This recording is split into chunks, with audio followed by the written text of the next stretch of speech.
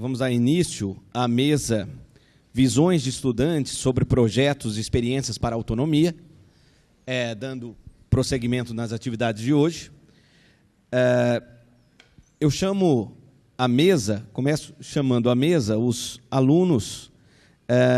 Vocês notam, quem tiver a programação, uma das alunas ela teve um problema de saúde, ela não participará, a Maria Luísa, será representada por uma outra aluna no seu projeto. Então, eu chamo a mesa Lucas Guzella, do Colégio Técnico de Campinas.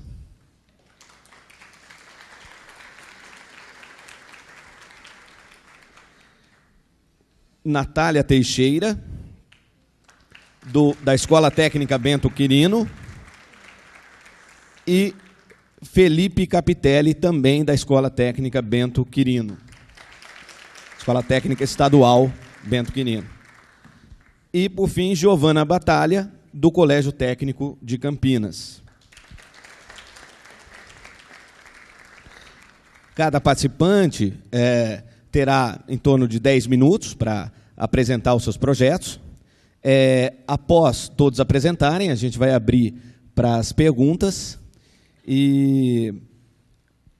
Bom, a gente fez uma prévia combinação aqui, quem iria começar. Então, eu vou passar a palavra ao aluno Luca Guzella para falar um pouquinho para a gente sobre experiência de internacionalização e autonomia. Ok?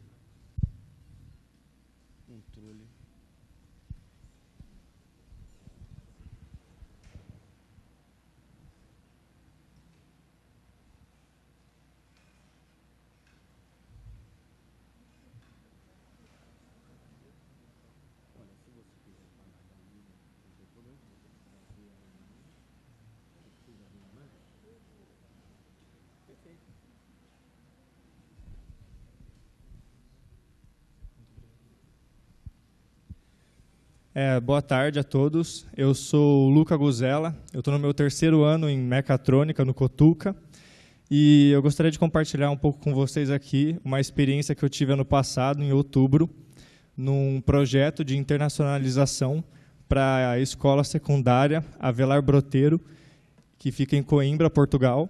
A gente foi por meio de um projeto da Pró-Reitoria de Pesquisa de Relações Internacionais. E, bom, essa é a escola que vocês estão vendo, a escola secundária. Os integrantes da viagem foram João, Samuel, Ayrton, Luca, o Miguel, o professor doutor Guilherme Bezon. E essa viagem ela foi possível perante uma comunicação que a gente tinha com a escola, com o professor João Sá, um professor da área técnica da escola. Como o Cotuca, essa instituição também é uma escola que tem o ensino técnico e médio atrelado, então eles têm cursos técnicos de controle de automação, design de moda, eletroeletrônica, dentre outros. A escola ela é subdividida em 2 blocos, tanto o bloco A quanto o bloco B possuem salas que são possuem salas e nessas são destinadas às aulas teóricas, porém o bloco B possui laboratórios e oficinas. Os laboratórios são destinados às matérias do ensino médio, como física, química e biologia. Já as oficinas elas são do mesmo estilo do Senai, que possui tornos, fresas, máquinas CNC, ferro de solda e uma oficina de automobilística também. Além dessa infraestrutura, no pátio, a gente pode enxergar que lá no fundo tem uma construção que é um galpão para ginástica. No meio do pátio tem 2 quadras poliesportivas ao céu aberto. Embaixo do pátio tem outras 2 cobertas, além de refeitório, que é do mesmo estilo do bandejão, você paga uma pequena quantia e tem direito a almoçar todos os dias. Você também tem uma biblioteca, uma área de estudo. A sala dos professores ela é atrelada a uma cantina, que é destinada aos mesmos, E na sala dos professores, uma coisa bem interessante é que tem um bom espaço para os professores se reunirem, tem salas destinadas a cada departamento e os respectivos professores de cada departamento se juntam e discutem o conteúdo programático, o que eles vão passar e tudo mais. Foi possível fazer diversas aulas de integração na escola nessas 2 semanas que a gente ficou tendo aula. Aqui tem algumas fotos dos professores que a gente passou e ali no meio uma turma que a gente teve aula prática sobre aceleração da gravidade. A gente fez um experimento, né, para calcular a aceleração e tudo mais.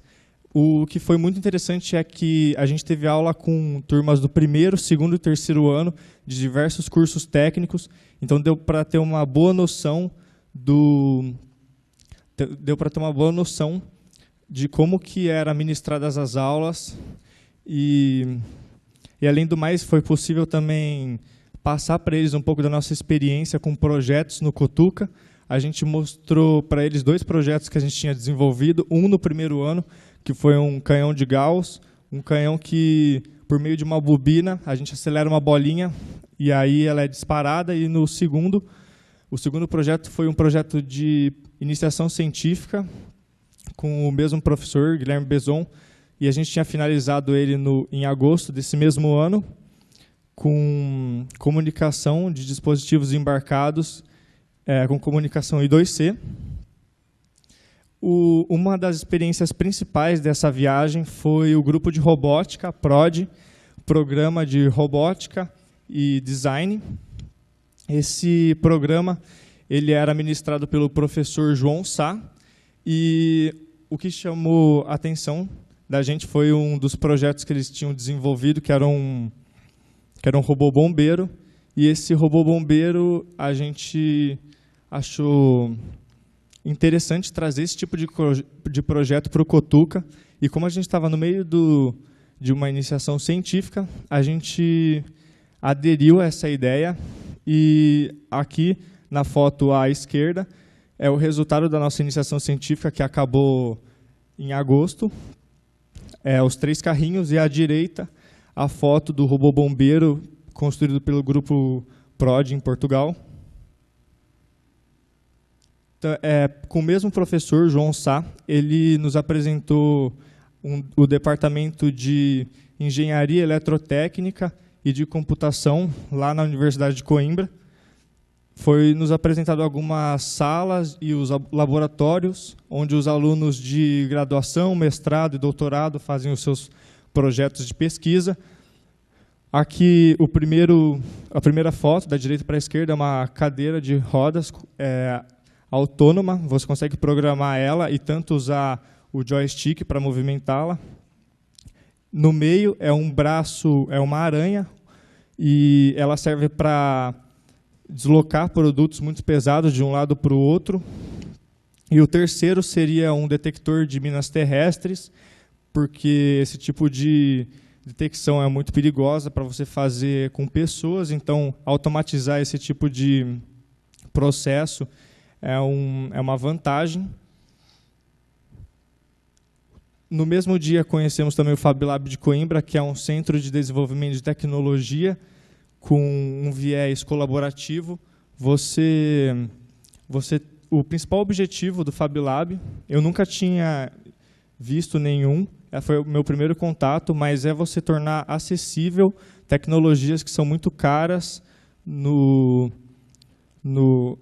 são muito caras, como uma máquina de corte a laser ou mesmo uma máquina CNC para tornear uma peça ou fresar. E no Brasil eu descobri que tem várias dessas, principalmente em São Paulo. Então também é uma opção para quem quer ter acesso a essas tecnologias de ponta com pouco recurso financeiro.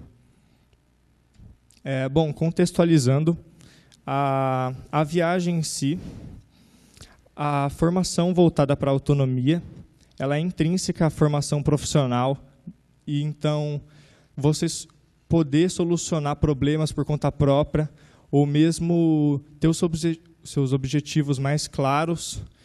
Isso é muito importante para um profissional autônomo, além de, no contexto em que vivemos, da globalização e tudo mais, da competitividade, você ser proativo é uma das principais características de um indivíduo autônomo.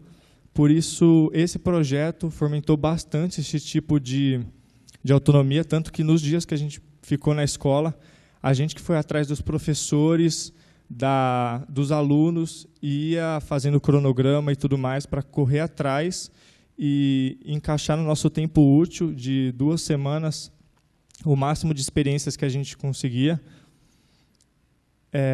Todo o contexto de trabalhos de iniciação científica que a gente desenvolveu, tanto no 2º ano como esse que a gente acabou de terminar, eles são projetos com viés didático, ou seja, eles têm o objetivo de deixar para os alunos ingressantes um tipo de molde para eles seguirem.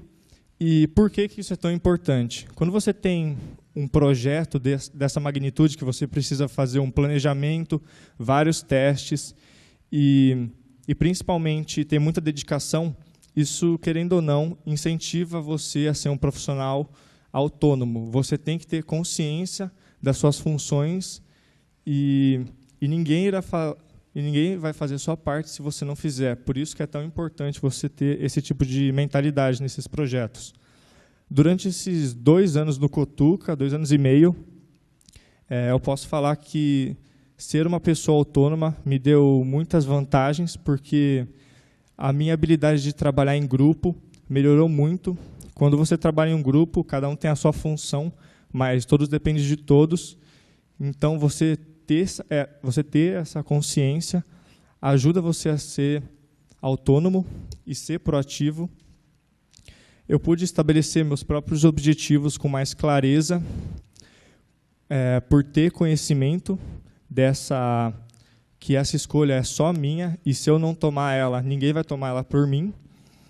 E, principalmente, eu me tornei uma pessoa muito mais envolvida e muito mais relacionada no contexto de projetos extra-acadêmicos, e com os projetos que eu estava relacionado, eu pude ser muito mais feliz com. A mensagem assim, principal que eu queria passar é que, independente de você ser ou não autônomo, que exige bastante, é muito importante essa característica para a sua formação, tanto pessoal quanto acadêmica. E se você faz o que você gosta, realmente, se ser autônomo é um prazer, então, com certeza, isso vale bastante a pena. Eu queria agradecer bastante o convite da professora Renata e do professor André Pasti, e muito obrigado, boa tarde a todos vocês.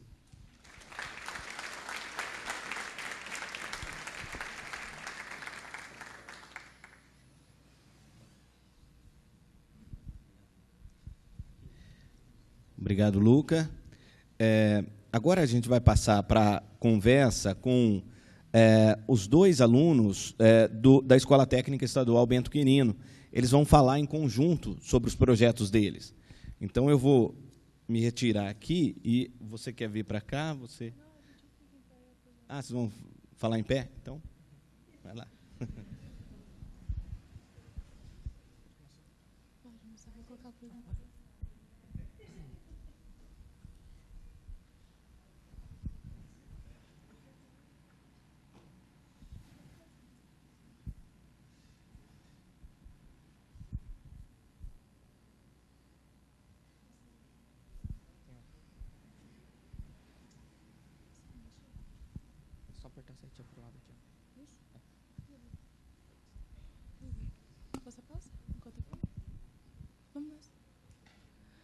Boa tarde, meu nome é Natália da Silva Teixeira, eu sou aluna da ETEC Bento Quirino, sou aluna do 3º ano integrado de Eletrotécnica. Bom, meu grupo de trabalho é composto pela Gabriele Teixeira e Maria Barbosa. O tema do nosso trabalho é a geração eólica. Por quê? O meu grupo sempre teve interesse em saber mais sobre a energia renovável, uma energia que não polua tanto o meio ambiente. E esse interesse pela energia eólica ou outras, enfim, teve um crescimento no ano de 2013, devido à crise energética que ocorreu aqui no Brasil. Porque o Brasil ele é dependente de uma única fonte de energia, as usinas hidrelétricas. Com isso, a busca por novos meios de geração foi muito incentivado. Pode voltar, obrigada. A energia eólica, especificando um pouco ela não emite poluentes, ela utiliza de um meio natural, ou seja, o vento, para a geração de energia, assim como ela ocupa pouco espaço, então seu terreno pode ser utilizado para outros fins. Com esse estudo em mente, o meu grupo quis aprimorar essa máquina. Como? Realizando um estudo comparativo entre as máquinas empregadas na sua turbina. Então, a gente realizou o estudo entre as máquinas síncronas e uma nova tecnologia, a máquina brushless. Com isso, surgiu o projeto AIMB, Aerogerador e Implementação do Motor Brushless. Mas por que o motor brushless? Ele é conhecido por não possuir escovas, então sua alimentação é realizada através do campo magnético ali presente. E ele oferece uma vida útil maior, porque as escovas geralmente é o que determina a vida útil de um motor. Esse estudo todo foi desenvolvido por nós, porque, por enquanto, a gente não descobriu nenhum estudo que fosse possível dizer como é a eficiência energética de um gerador sendo alimentado por um motor brushless. Então, estamos em fase de teste para comprovar essa eficiência.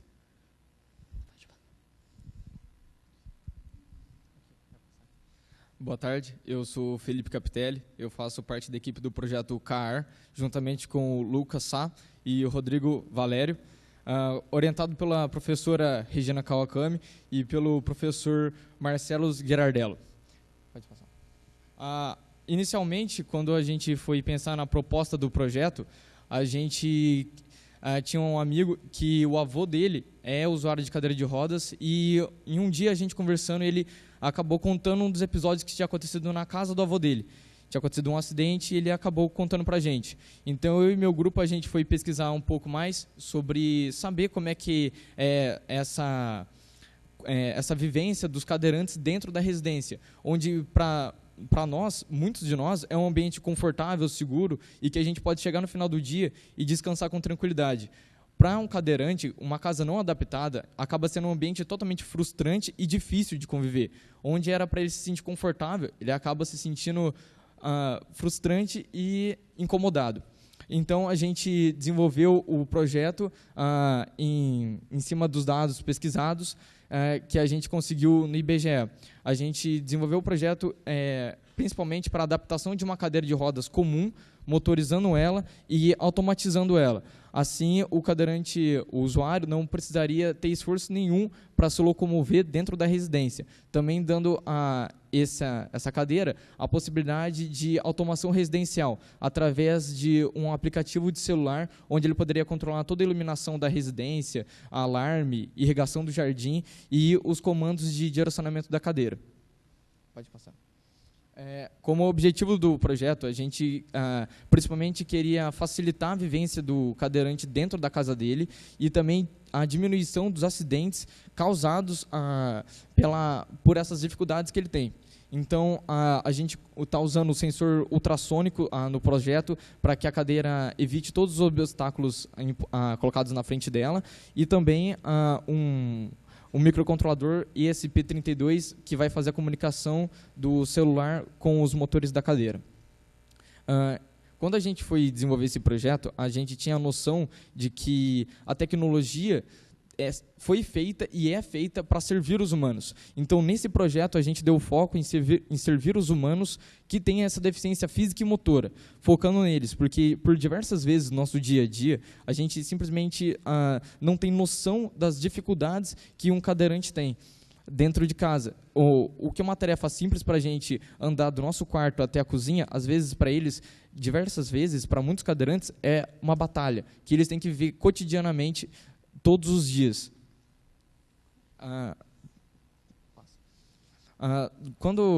Durante o desenvolvimento desse projeto, toda a parte da pesquisa e desenvolvimento foi totalmente feita por mim e pelo meu grupo. Os professores da instituição com certeza nos auxiliaram muito, mas nenhum deles foi lá e fez para a gente. A gente teve que sempre ir lá pesquisar. Toda vez que surgia um obstáculo durante o nosso projeto, durante o desenvolvimento e pesquisa, éramos nós mesmos que íamos lá e desenvolvíamos os métodos para superar esses desafios.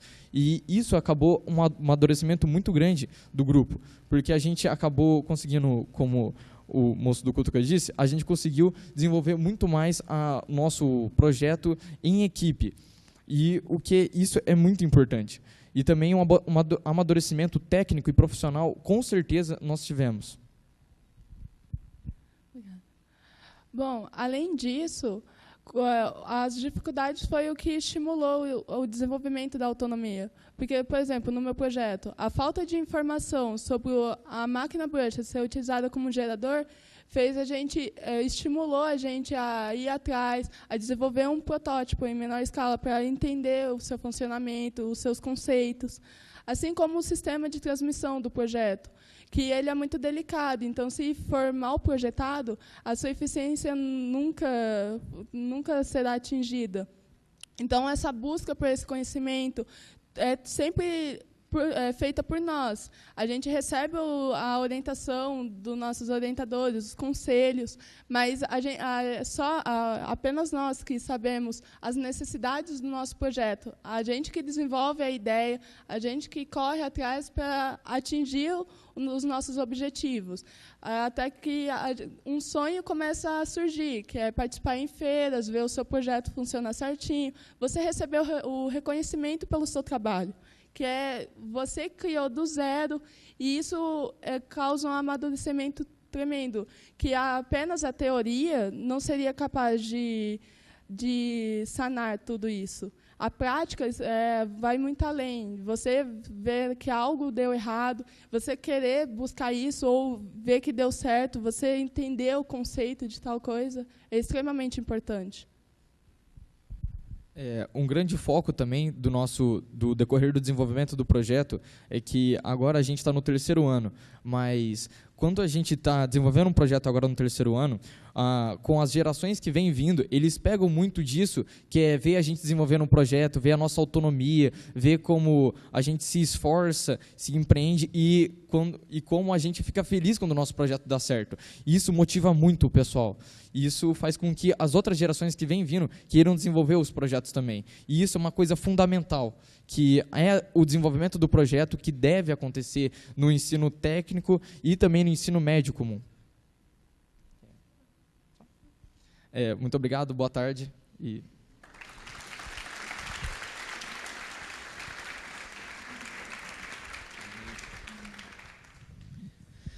obrigado, Natália. Muito obrigado, Felipe.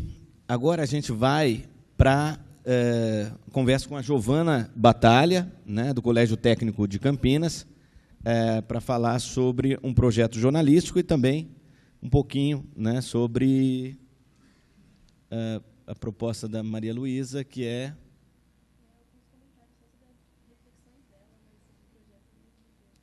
Ok, reflexões sobre autonomia, a parte desse projeto de jornalismo. Então, vamos lá? Boa tarde. Eu sou ex-aluna do Cutuca e eu vou contar um pouco da minha experiência nesse projeto, que foi o Conexão Cutuca, que é um jornal online. Então, a gente tinha esse foco de produção jornalística. A gente teve ajuda ali na organização da professora Cristiane, que dá aula de português no Cutuca, e do Pache aqui, que dá aula de geografia. E, ao longo do tempo, outros professores puderam participar ali, tanto de dentro mesmo das reuniões e dessa organização, quanto de fora, em entrevistas e colaborando de outras maneiras. Eu dividi em 2 fases assim do Conexão. A primeira, eu acho que teve um foco em criar mesmo a identidade do jornal, que era uma identidade online, assim, e uma criação assim mais da parte online. E o entendimento da estrutura de um texto jornalístico. Essa foi a primeira fase. E a segunda, que envolveu todo o processo mesmo, até todo o processo do jornal, é a fase de entender o impacto que aquela informação traria para a nossa comunidade ali acadêmica, né? Não só acadêmica, para a nossa comunidade mesmo. Então, eu lembro muito do meu primeiro texto, que foi sobre a congregação do Cutuca. A congregação ela é um órgão que une representantes de todos os departamentos e tem um representante também dos alunos para discutir pautas ali dentro que acabam afetando todos nós. E nesse texto, então, eu explicava o que era esse órgão, e nem eu mesma tinha muito conhecimento, mas acabei me aprofundando a partir dessa pesquisa. E isso trouxe um impacto bem evidente assim dentro do Cutuca, porque os alunos tiveram mais interesse em participar. Então, a gente teve mais alunos querendo fazer parte mesmo da congregação. Inicialmente, não tinham muitos. E a gente teve também mais votos para participar da congregação, para escolher o representante na congregação. Então, a gente começou a ver os impactos daqueles textos que a gente criava, né? E isso fez a gente ter que refletir sobre a responsabilidade também daqueles textos, né? E um pouco sobre parcialidade nos meios de comunicação. Então, a gente, a partir disso, começou a refletir que a gente não podia mostrar só um lado, né? Só o lado dos alunos. A gente precisava ter essa responsabilidade de trazer diversas visões sobre aquele assunto, e isso faria aquela informação circular. Então, se eu tenho representado no meu texto, na minha reportagem, alunos, professores, coordenadores, essa informação ela vai repercutir, né, em todos esses meios. E isso vai gerar mais impacto. Então, para mim, isso explicita muito a importância de projetos autônomos que trazem isso, trazem impacto para aquela comunidade que você está inserido, para aquele meio. E eles são construídos a partir dessa possibilidade das pessoas que estão envolvidas poderem escolher. Então, quando a gente vai construir um texto, né, a gente tem muitas informações, e a gente tem que filtrar elas, né, e temos que escolher que dados vamos escolher para compartilhar com as pessoas que vão ler aquilo. E esse tipo de possibilidade de escolha, essa liberdade, ela traz vivência para que a gente possa errar e aprender. Então, eu lembro, isso é uma parte mais técnica, assim, mas eu lembro de alguns textos que eu escrevi, e eu perguntei, por exemplo, para a Cris que tipo de texto. Eu escrevi um texto de uma sessão que chama Circulando Histórias, e ela é mais para contar um lado mais pessoal da comunidade. Então, a gente escolheu uma pessoa do Cutuca e para explorar a vida daquela pessoa ali dentro e também a vida pessoal. E eu lembro que eu perguntei para a Cris que tipo de texto ela achava que eu podia escrever ali, né? E ela falou, entrevista, eu acho que tem a ver com pergunta e resposta. Mas eu ia entrevistar a Madalena, né, que foi a primeira.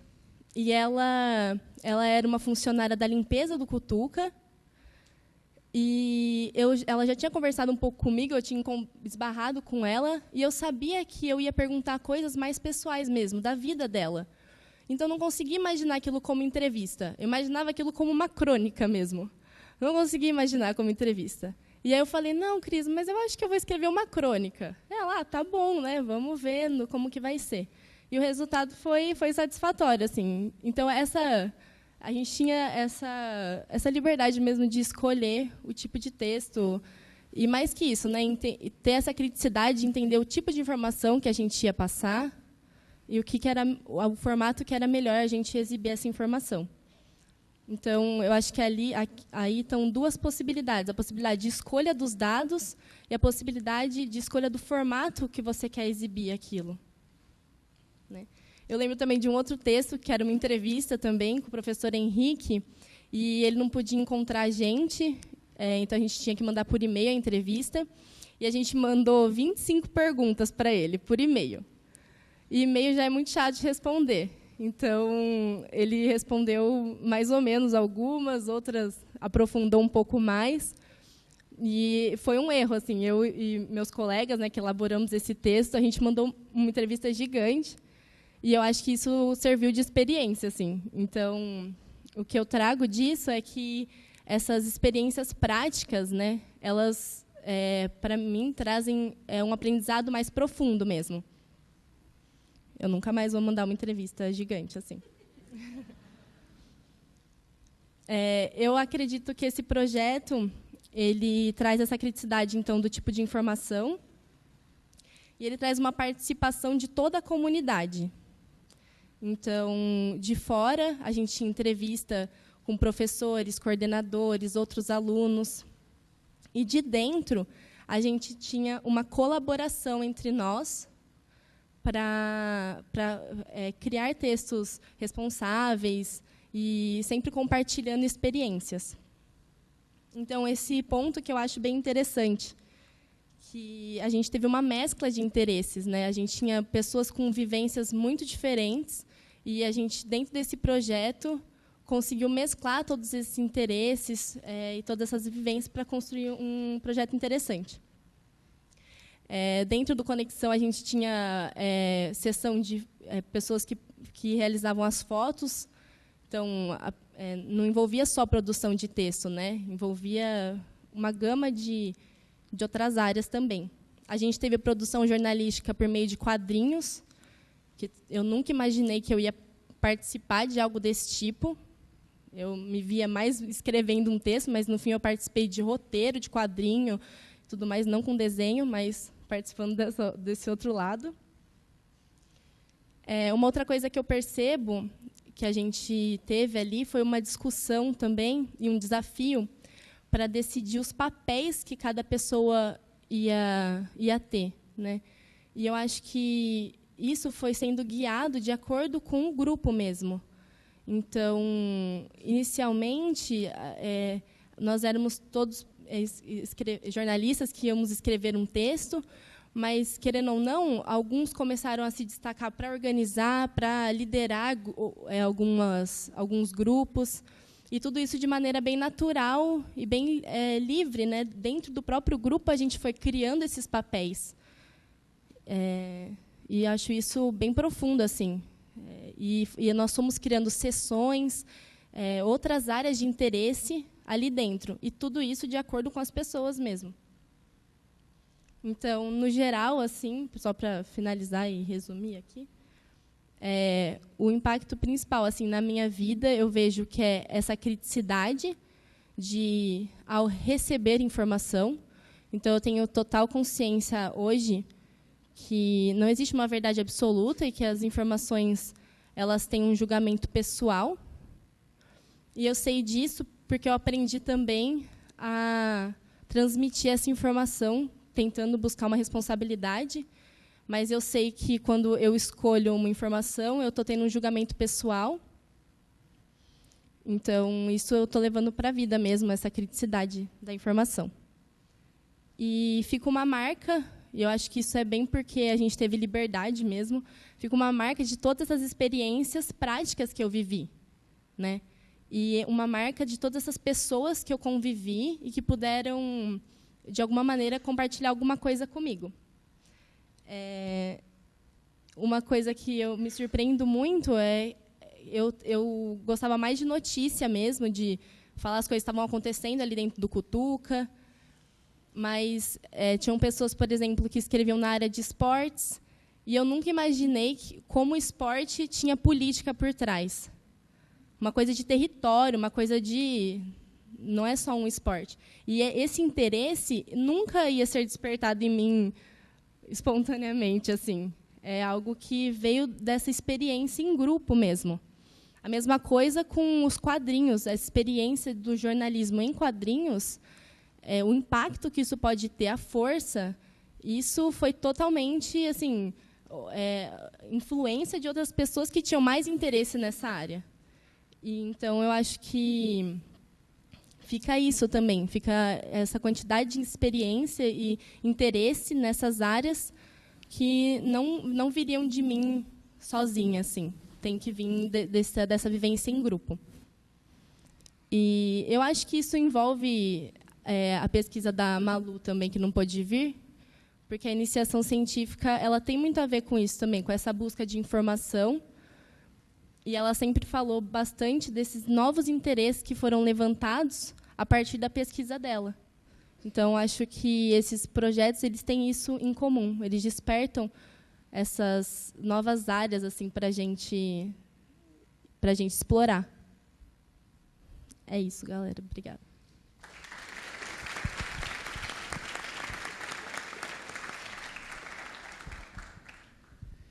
Muito obrigado a todos. Agora, a gente vai passar para a fase de perguntas. Aí, a depender do número de perguntas, a gente faz em bloco ou faz só... vocês vão fazendo e os alunos vão respondendo. Temos uma pergunta ali.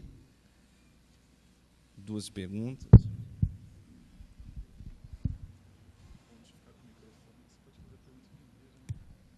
O André já vai partir com o microfone e vai distribuí-lo. Oi, queria fazer a pergunta. Primeiro, é uma provocação, uma pergunta. Primeiro, dialogando com a Gi, eu sei que a gente vivenciou o projeto junto de alguma forma, eu queria dialogar um pouco sobre uma questão que eu acho importante desses processos de autonomia, que tem a ver com conflito, né? Que lidar com um conflito me parece que faz parte da essência do processo pedagógico, mas às vezes ele é visto como algo a ser evitado, né? E nesse caso, não apareceu tanto na sua fala, mas esse processo de construção conjunta era um processo permanentemente conflituoso, né? E tudo bem, do meu ponto de vista pedagógico, tudo bem, né? Mas queria ouvir um pouco como que para você era esse processo, né? Como que para você era vivenciar esse processo de, por exemplo, você ter que definir coletivamente os papéis, também significa que isso vai partir do entendimento do próprio grupo, isso vai criar uma série de conflitos ali, porque é muito mais fácil, no modelo de educação que a gente tem, esperar que as respostas venham prontas, né? Então, essa é uma questão. E a outra que eu queria ouvir todos era sobre a questão de como articular projetos para autonomia nesse contexto escolar, um pouco, de manhã estava dizendo opressor, né? Acho que a Malu fez uma pergunta nesse sentido. Como que vocês visualizam isso? Porque a gente estava conversando um pouco antes aqui, pessoas preocupadas com a prova de amanhã e tem que correr, e esse calendário escolar que entra, né, e que se impõe sobre a vida cotidiana de vocês, como que vocês vislumbram possibilidades de promover mais oportunidades autônomas, efetivas? Enfim, o que precisaria ser transformado desse calendário, dessa agenda da escola hoje? Falei bastante, né? Desculpe. A gente tem 2 perguntas até agora, então a gente faz as 2 e já responde. Boa tarde. Meu nome é Petrone Pulino, eu sou professor do IMEC, aposentei recentemente. Achei muito interessante os projetos dos alunos da ETEC Bento Quirino.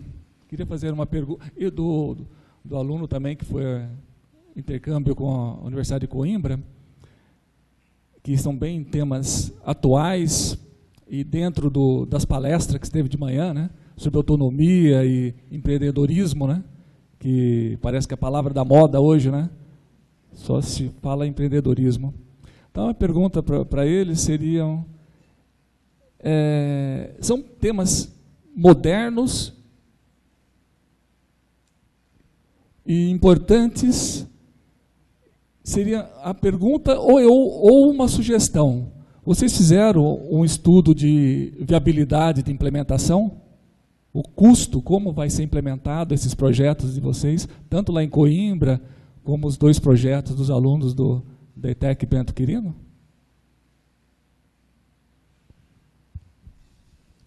Mais alguma pergunta?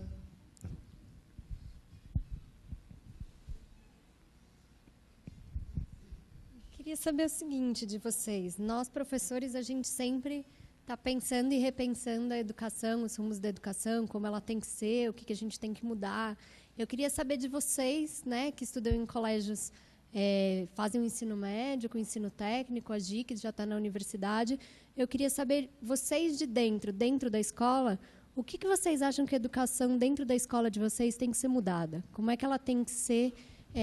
O que vocês acham que é uma educação ideal aí dentro da escola de vocês? Quais são os rumos aí que vocês mudariam aí nesse caminho?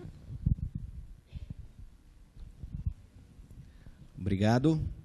Quem quer começar a responder? A primeira é do professor André.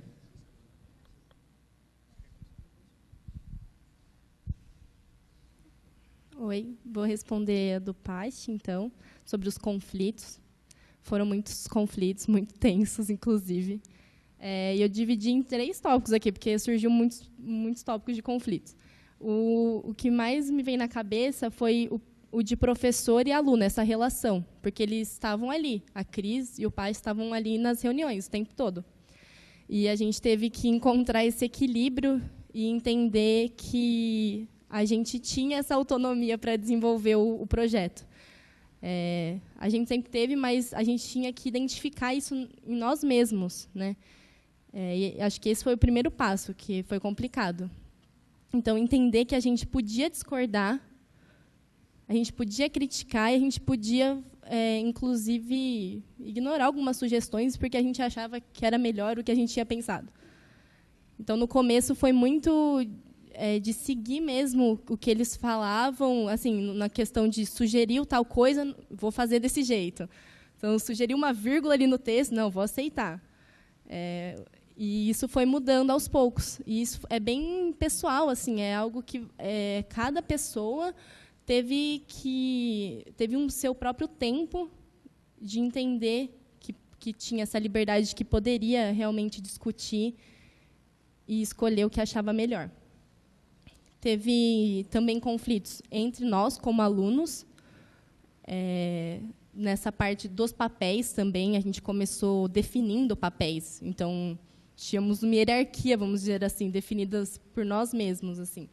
E isso gerou conflito. E, querendo ou não, no fim, a gente descobriu que conflitos eram bons, assim, que fazia todos nós ficarmos mais maduros. E, aos poucos, foi moldando e os papéis foram se encaixando, mas não se encaixa, é constante a mudança. O tempo todo, os papéis mudavam. E um outro conflito era o de escrever textos que iam gerar impactos e críticas dentro do Cotuca mesmo. Então, é muito tenso você entrevistar uma pessoa da coordenação. Muito tenso. Muito tenso você enfrentar mesmo. Por exemplo, tinham professores, inclusive, que não gostavam de fazer entrevista, não faziam, se recusavam. Então, a gente acha que não, mas não é superficial. Estou escrevendo um texto bobo. Não é bobo, é tenso mesmo. Então, tem essa coisa também de ter que enfrentar uma autoridade, né? Uma autoridade. Então, enfrentar isso mas dentro do Cotuca, apesar desses conflitos, a gente sempre conseguiu fazer essas entrevistas e saber da opinião. Muitos textos, a gente tinha o foco mesmo de mostrar a opinião do aluno, mas tinha que trazer as vozes, porque é isso que eu falei, né? Apesar de você querer exaltar uma voz, você tem que trazer outras para que esse texto circule, para que todos se sintam representados, né? Você senão vira textão do Facebook, só reclamando. Então, não é assim. Mas tinham textos que, querendo ou não, o professor sabia que ele estava ali para ser confrontado, que a opinião que ia ser exaltada ali era do aluno. Então, ele já sentia isso, falava, caramba, né, vou ser confrontado. Mas é saudável, faz parte, é bom.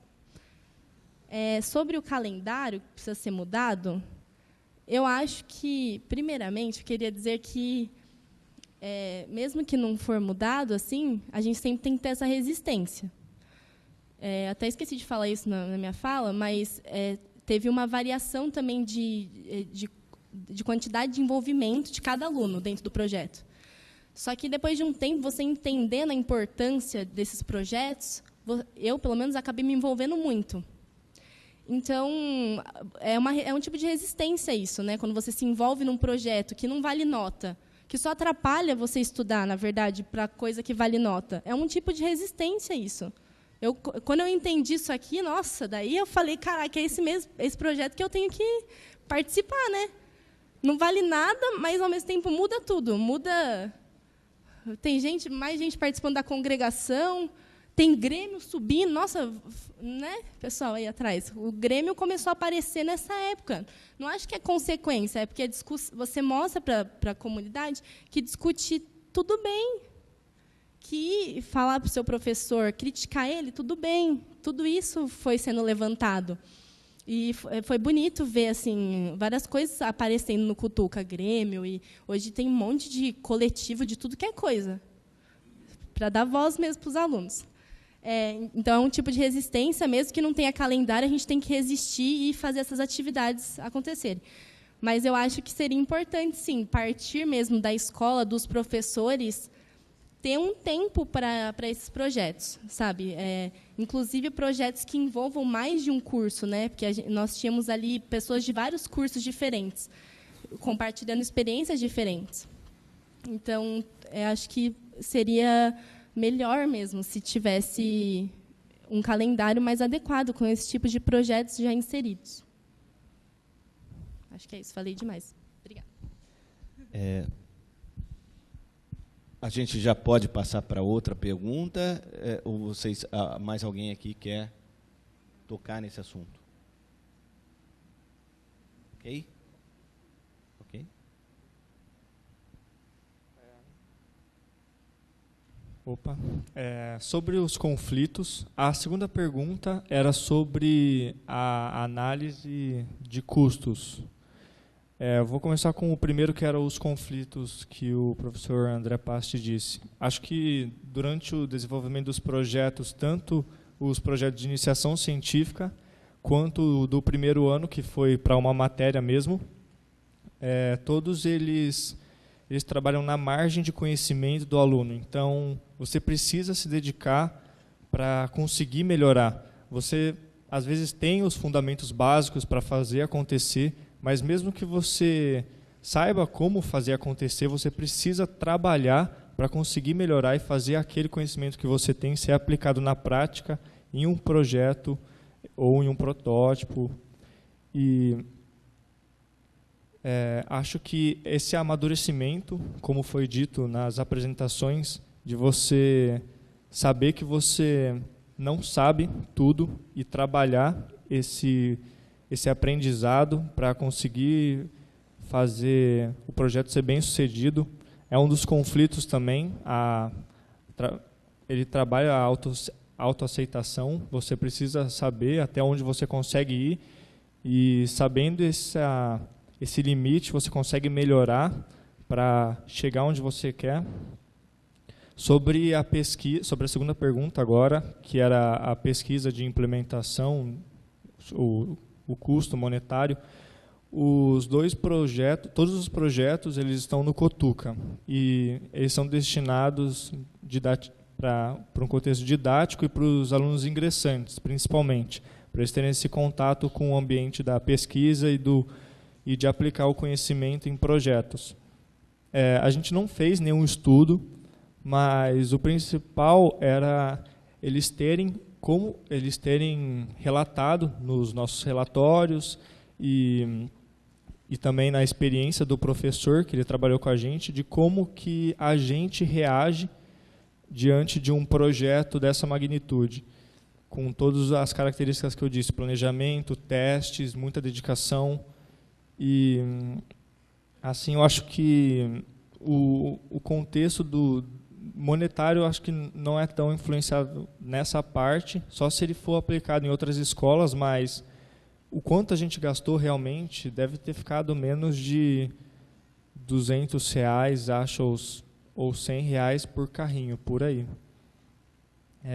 O que precisa ser mudado, que foi a terceira pergunta da professora Renata, eu acho que uma das características que eu notei bastante no colégio em Portugal foi que eles tinham muito mais infraestrutura para realizar a parte prática. Então, eles tinham tanto embasamento teórico, com as aulas teóricas, e depois eles iam para as oficinas e para os laboratórios, para eles fixarem o que eles aprenderam na aula anterior, na prática. E eu acho que essa integração do conhecimento teórico e prático é muito importante para o aluno, para ele conseguir realmente levar o conhecimento adiante e não ser uma coisa que ele vai utilizar numa prova ou em um exame de seleção e depois abandonar para o resto da vida. Mesmo que talvez você não vá utilizar aquilo no seu ambiente profissional, você ter um conhecimento a mais, mesmo para qualquer porventura que você precise usar. Acho que é muito interessante você integrar os dois e ter projetos práticos relacionados com o conteúdo teórico nas escolas. Lógico que isso precisa de infraestrutura, precisa de várias outras coisas que estão além do apenas querer, mas acho que, querendo ou não, é um dos pontos que às vezes precisa ser debatido e precisa ser cobrado por nós.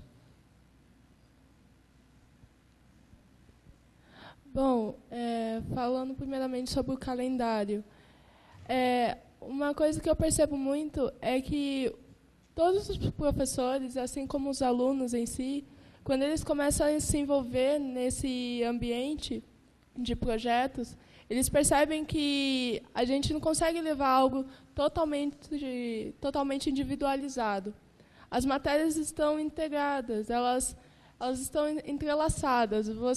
No momento que você está desenvolvendo um projeto, vai além de, por exemplo, no meu projeto, exige muita mecânica, então eu preciso pedir muita ajuda de outros alunos. A parte escrita também, aulas de português, essa coisa entrelaçada que faz funcionar. Você desenvolver algo totalmente sozinho é algo difícil, chega a ser impossível muitas vezes. Mas quando você percebe que algo está entrelaçado, você juntando tudo, todos os conceitos, funciona mais. E sobre os conflitos. Os conflitos, eles sempre estão presentes. Você sempre tem que saber lidar com isso. É difícil, principalmente quando surge algum conflito entre o grupo. Porque é algo que são pessoas que você tem que lidar todo dia. Então, você saber desenvolver a paciência, a resiliência, para você saber, todos estão ali no mesmo objetivo. Então, você sabendo desenvolver isso, saber conversar com as pessoas também ajuda. E a viabilidade. O meu grupo está focado mais em desenvolver a eficiência dele, ver primeiramente se funciona. Aí, após isso, a gente vai buscar viabilidade, para ver o preço certinho das coisas. Mas, primeiramente, estamos focados no estudo, nos conceitos do projeto. Eu queria falar um pouquinho sobre os conflitos também, que, como a Natália disse, eles são sempre presentes num projeto. E eles são muito importantes porque, uma vez que há o conflito, há uma discordância. E isso faz você sempre repensar a sua ideia proposta no projeto. Você repensa se a sua ideia, a sua noção de como, por exemplo, superar um desafio que surgiu durante um projeto é a melhor ideia. Você repensa e também diversas perspectivas de como resolver uma problemática. Se o grupo sempre concordasse em si com tudo, você não teria diversas probabilidades de como resolver, e isso diminuiria o projeto em si, o valor do projeto, porque quando você tem diversos meios, quer dizer que você tem diversas fontes de pesquisa, você tem diversas pessoas que pensaram no mesmo problema que você e pensaram em como resolver de outro jeito. E muitas vezes, já aconteceu no meu projeto de eu ter uma ideia que para mim era a solução ideal e perfeita, e de repente um outro integrante aparece com a outra ideia e a gente tem um diálogo, a gente debate sobre como desenvolver as ideias, com a melhor ideia a ser tomada, ou até mesmo integrar as duas ideias em uma só. O que também acontece com frequência quando você e seu grupo tomam uma decisão e um professor, como ela disse, acaba dando uma outra ideia. E depois de um tempo, você percebe que não é só porque ele é formado, que ele tem mais experiência que você, que necessariamente aquela seja a ideia ideal para o seu projeto. O único que sabe o que realmente você espera do projeto, o que você realmente quer alcançar com aquele projeto, é você. E então quando um professor dá uma ideia, ele não está impondo aquela ideia, ele está fornecendo uma das soluções possíveis para o seu projeto. E com certeza, levar em consideração, mas depois descartar a opinião de um professor e no final ver que ele estava certo, com certeza faz parte do projeto. Isso vem muito de um aprendizado, que você acaba percebendo que mesmo as suas ideias sendo perfeitas ou imperfeitas, com um professor, ele está sempre lá para te ajudar. Ele nunca está lá para te prejudicar. E eu acho. Mais perguntas? Temos aqui, André.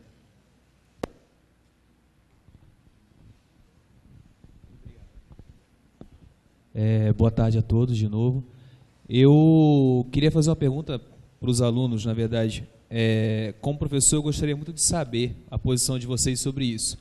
Queria parabenizá-los pela autonomia que vocês 4, como alunos, têm desenvolvido com projetos tecnológicos, projetos humanos de jornalismo. Uma coisa que eu acho interessante é você saber que, apesar de você estar desenvolvendo autonomia de maneira gratificante para vocês, para a instituição que vocês representam, existe, ao final do terceiro no ensino médio, uma prova de conhecimentos, para que você possa levar a sua aptidão a nível universitário. Incomoda, e como vocês se sentem sabendo que, apesar de vocês estarem desenvolvendo autonomia, existe um outro grupo de alunos que não desenvolveram autonomia, mas talvez estejam mais preparados para uma prova de conhecimentos. Eu gostaria de saber como é que vocês se sentem em relação a isso.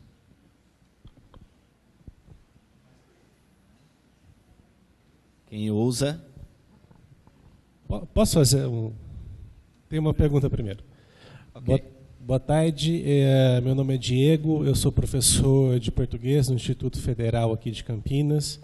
E eu queria saber, se não dos 4, pelo menos de alguns de vocês, pela experiência pessoal de vocês e do que vocês observam com colegas, como que se dá o início por esse interesse na pesquisa? Em que momento e de que forma isso surge para vocês no ambiente de cada escola? E do que depende? Depende de um conteúdo desenvolvido em sala? Depende da afinidade maior com um professor ou outro? Depende da visibilidade que algum outro projeto já teve no ambiente da escola? O que do ponto de vista do aluno, é importante para que vocês queiram iniciar o trabalho de pesquisa?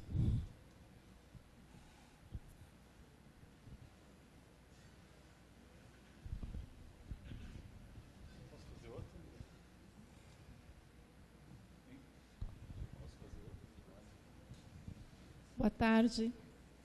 ETEC Rubens de Faria, de Sorocaba. Primeiro, eu queria falar de manhã, acho que não deu tempo, mas nós também fizemos uma parada lá do dia D, tá? Tanto Sorocaba como Votorantim, Piedade. Então, aí, se quiserem notícias, a gente parou também, mas não do jeito que eles quiseram, né? Nós paramos do nosso jeito. Discutimos as propostas e negamos. Queria fazer uma pergunta, né? Às vezes eu me sinto no mundo das fadas, indo nesses fóruns. O sinal não bate, né? A merenda chegou, né? O professor está lá pontualmente, né? Ele não está cansado, enfim. Descartando tudo isso, quando que vocês, meninos, né, as meninas, sistematizam tudo isso que vocês falaram aqui para nós? É por conta de um fórum que vocês vieram, né? Ou há algum momento dentro do projeto que vocês falam, bom, agora é a hora de parar e ver o que nós estamos aprendendo.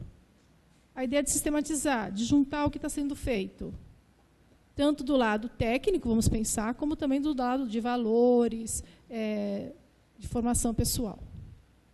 Obrigada.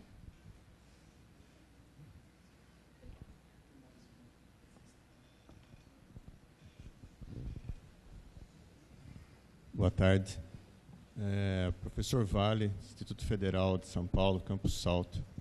A pergunta infelizmente, está o nome da Giovana na programação, eu não me lembro do seu nome. Mas a pergunta seria... É a Giovana? Tá, então é a Giovana.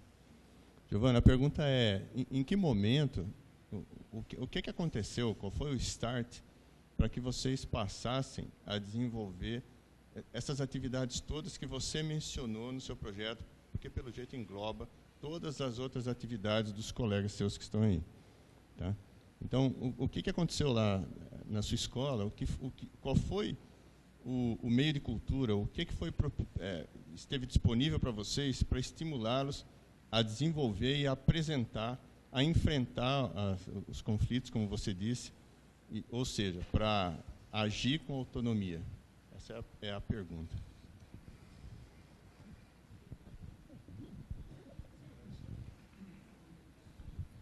É uma rápida. É que você, na verdade, André, no ano passado, quando a gente estava debatendo o projeto de... Não é para você, fica tranquilo. Mas é que você, ano passado, provocou um pouco sobre como esse tipo de relação de projeto, na época a gente estava falando de iniciação científica especificamente, leva uma relação muito diferente professor-aluno em relação ao que se reproduz na universidade, por exemplo, do ponto de vista afetivo. Tá.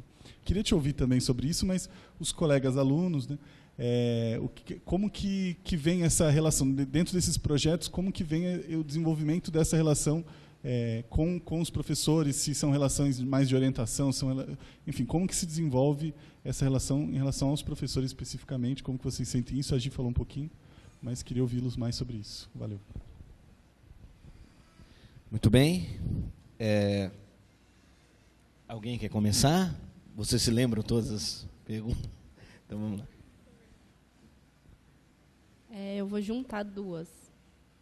A daqui, de quando, o que dá o start assim, para iniciar, vou juntar com a dali, que é como que foi desenvolvendo essas atividades. Eu acho que a experiência pessoal é que se iniciou porque era legal mesmo. Era um projeto que era... Eu era da área de informática, a gente ia fazer um site online. Era legal. Um monte de gente da minha sala começou a ter interesse. São projetos que parece que começa meio cego mesmo, sabe? Sem saber onde vai dar. Não consigo entender por que eu tive interesse, por exemplo. Mas vem disso. Eu tinha aula com a professora Cristiane, tínhamos boas relações na sala de aula, pode ter a ver também. Tinha bastante gente da minha sala ali, que ia iniciar no projeto comigo.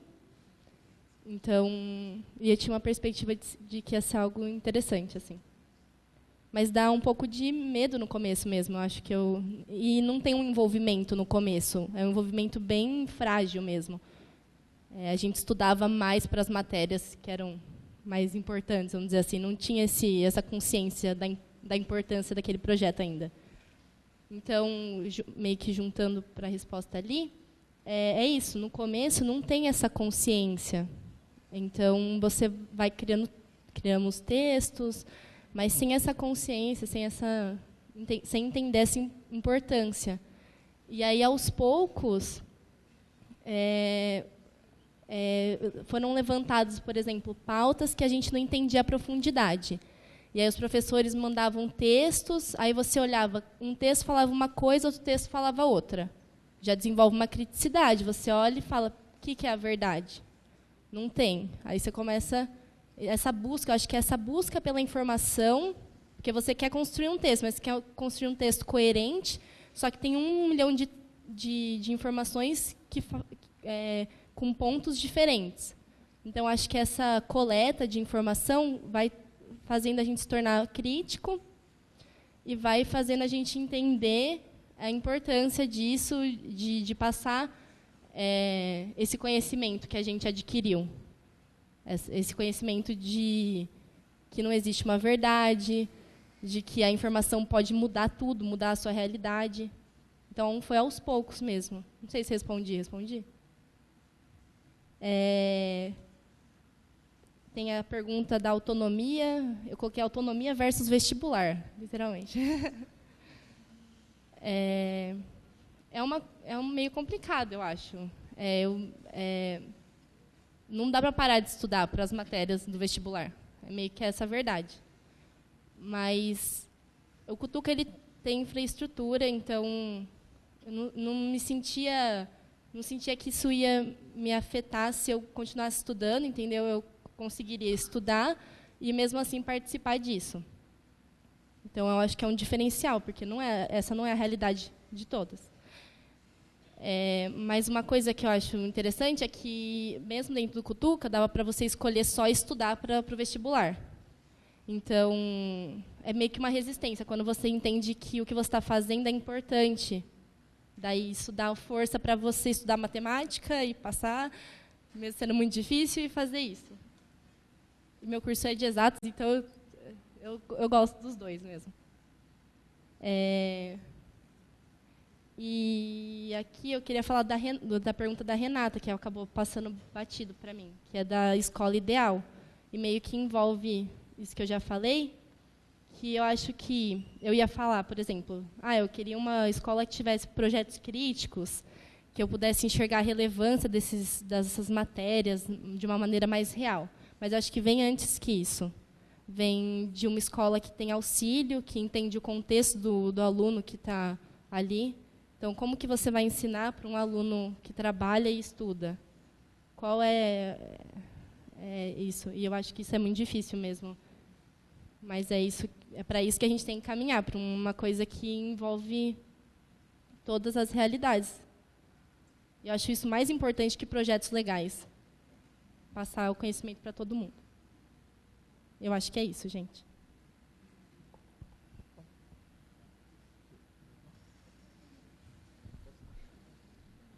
Eu gostaria de comentar um pouquinho sobre, que ela disse, o vestibular versus o desenvolvimento dos projetos. Quando você desenvolve um projeto, você está sempre adquirindo mais conhecimento.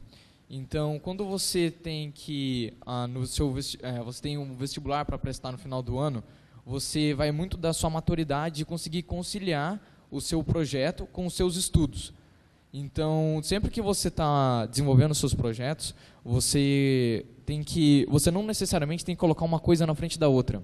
Se você saber fazer essa logística e dar importância, elaborar um cronograma e conseguir seguir esse cronograma, você vai estar sempre de acordo com os dois. Então, não necessariamente um tem que ser contra o outro. Não necessariamente você tem que deixar de estudar para o vestibular para fazer projeto ou deixar de fazer projeto para estudar para o vestibular. Isso com certeza é possível e totalmente plausível. E sobre a questão de onde inicia essa ideia de desenvolver projeto, particularmente no meu colégio, é sempre investido nisso, o pessoal está sempre incentivando bastante o desenvolvimento de projetos e, particularmente, eu desenvolvo o projeto desde do meu primeiro ano na ETEC. Então, você sempre tem o apoio de todos os professores, sempre que você tem dificuldade, eles estão lá presentes, então não é tanto uma questão de afinidade com o professor, porque mesmo se você não tiver um professor que você tem afinidade, você está lá desenvolvendo um projeto com ele, do lado dele, mesmo que às vezes ele não seja o mais querido, mais agradável para você trabalhar, mas ele é o mais indicado, você vai desenvolver o projeto com ele. Então não é tanto uma questão de afinidade. E também é uma questão muito de querer. Quando você quer desenvolver um projeto, quando você tem essa vontade, tudo fica muito mais fácil. E no meu colégio, também, quando eu entrei, os meus veteranos, como eu disse na minha apresentação, a gente sempre, eu particularmente, como no terceiro ano, sempre estou tentando incentivar o pessoal do primeiro ano ou do segundo ano, dos outros anos, a desenvolver projeto. Porque isso aconteceu comigo também.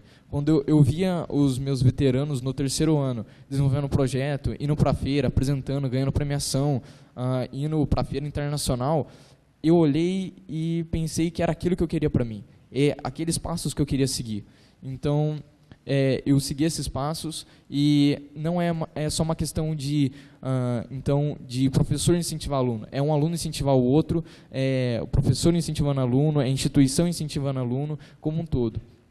E sobre a questão de parar e aprender sobre o projeto, eu acho que nunca chega a esse ponto, porque constantemente você está aprendendo sobre o seu projeto. Constantemente, durante o desenvolvimento da pesquisa, você sempre está desenvolvendo, pesquisando novos métodos e constantemente amadurecendo a ideia do projeto e também amadurecendo os seus ideais. Então, eu acho que nunca é hora de parar de desenvolver um projeto. É sempre hora de tomar força e continuar desenvolvendo um projeto, seja qual ele seja.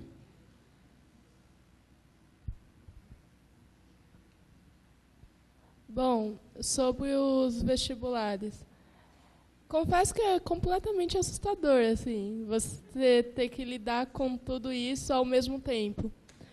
Mas, como a minha professora Regina disse, são prioridades.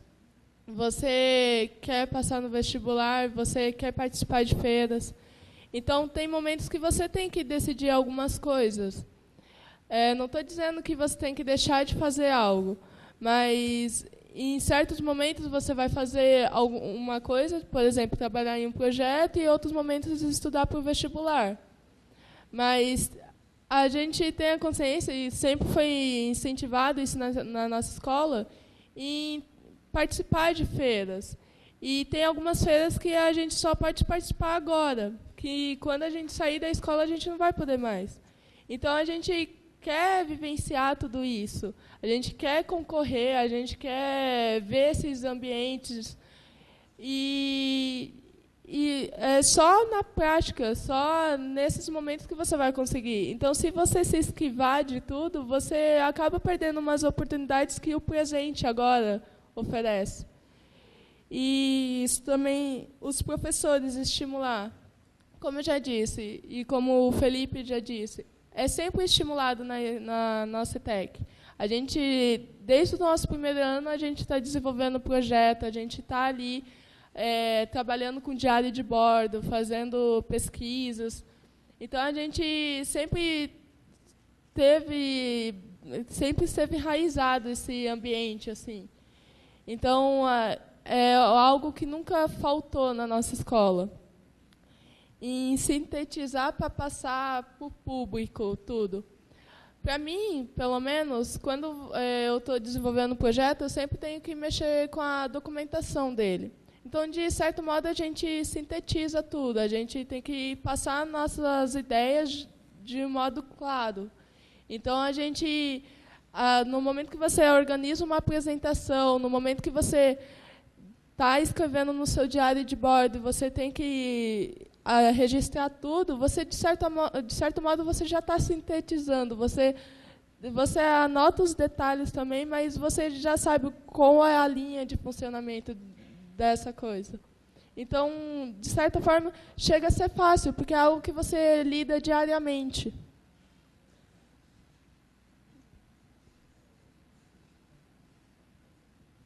Sobre a primeira pergunta, que era, eu anotei aqui sobre o vestibular versus projetos. Eu acho que, lógico, durante toda a sua vida você tem que fazer escolhas e ter prioridades, porque, querendo ou não, se você tem um objetivo e ele necessita de muito esforço, você precisa destinar um bom tempo útil seu do dia para ele, como as provas do vestibular. Se você tiver o objetivo de passar ainda numa universidade estadual, federal, o desafio aumenta ainda mais.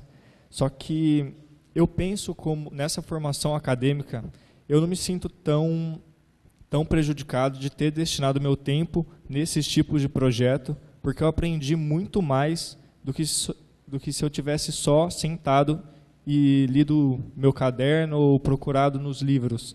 Porque eu fiz isso também. Eu sentei e procurei nos livros, estudei bastante pelo caderno e ainda consegui conciliar, como eles estavam falando, com tentar, estudar para o vestibular o máximo que eu consigo. Tá no terceiro ano é uma pressão constante de você ter que apresentar os resultados. No final das contas, ninguém assim se importa muito, falando desse jeito mesmo, ninguém se importa muito se você varou a noite de segunda a segunda estudando das 6 horas à meia-noite, ou se você fez um cursinho, ou se você estudou, fez um cursinho, se você pegava ônibus todo dia para ir para sua casa, ou se você ia de carro. Ninguém realmente dá atenção a esses fatos. Todo mundo só quer saber de resultado. Então, acaba ficando uma visão bem fria da nossa realidade, que você precisa fazer os projetos, ter resultados na escola, ter resultados no projeto, passar no vestibular. Aí vem aquele fantasma, às vezes, de passar de primeira. Então acho que é uma pressão mesmo você estar nesse contexto, só que realizar os projetos valeu muito a pena, na minha opinião, do que se eu tivesse só focado no vestibular, porque eu consegui conciliar os dois com o tempo que eu tinha, mas acho que no final valeu muito a pena ter me dedicado a esses projetos. A segunda pergunta era o que um aluno precisa para desenvolver um projeto de iniciação científica. Era isso mesmo? É. Que leva?